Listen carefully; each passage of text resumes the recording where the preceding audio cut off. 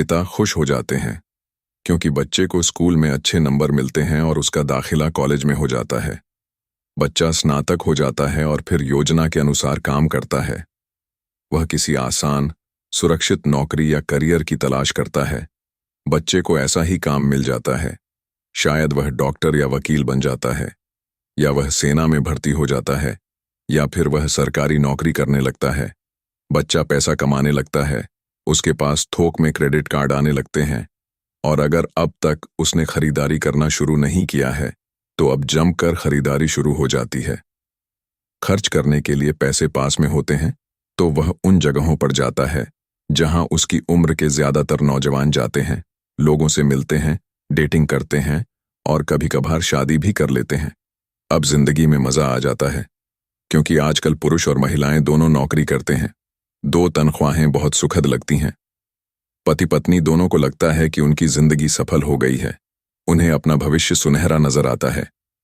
अब वे घर, car, television खरीदने का फैसला करते हैं, छुट्टियां मनाने कहीं चले जाते हैं और फिर उनके बच्चे हो जाते हैं। बच्चों के साथ उनके खर्चे भी बढ़ जाते हैं। खुशहाल पति पत्नी सोचते हैं कि ज्यादा पैसा कमाने के लिए अब उन्हें ज्यादा मेहनत करनी चाहिए। उनका करियर अब उनके लिए पहले से ज्यादा मायने रखता है। वे अपने काम में ज्यादा मेहनत करने लगते हैं ताकि उन्हें प्रमोशन मिल जाए या उनकी तनख्वाह बढ़ जाए। तनख्वाह बढ़ती है, पर उसके साथ ही दूसरा बच्चा पैदा हो जाता है। अब उन्हें एक बड़े घर की जरूरत महसूस होती है। वे नौकरी में और भी ज्यादा मेहनत करते हैं, बेहतर कर्मचारी बन जाते हैं और ज्यादा मन लगाकर काम करने लगते हैं। ज्यादा विशेषज्ञता हासिल करने के लिए वे एक बार फिर किसी स्कूल में जाते हैं ताकि वे ज्यादा पैसे कमा सकें। हो सकता है कि वे दूसरा काम भी खोज लें। उनकी आमदनी बढ़ जाती है, परंतु उस आमदनी पर उन्हें इनकम टैक्स भी चुकाना पड़ता है। यही नहीं, उन्होंने जो बड़ा घर खरीदा है उस पर भी टैक्स देना होता है। इसके अलावा उन्हें सामाजिक सुरक्षा का टैक्स तो चुकाना ही है। इसी तरह बहुत से टैक्स चुकाते चुकाते उनकी तनख्वाह चुक जाती है। वे अपनी बढ़ी हुई तनख्वाह लेकर घर आते हैं और हैरान होते हैं कि इतना सारा पैसा आखिर कहाँ चला जाता है।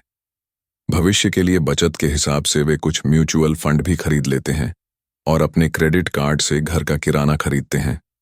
उनके बच्चों की उम्र अब 5 या 6 साल हो जाती है।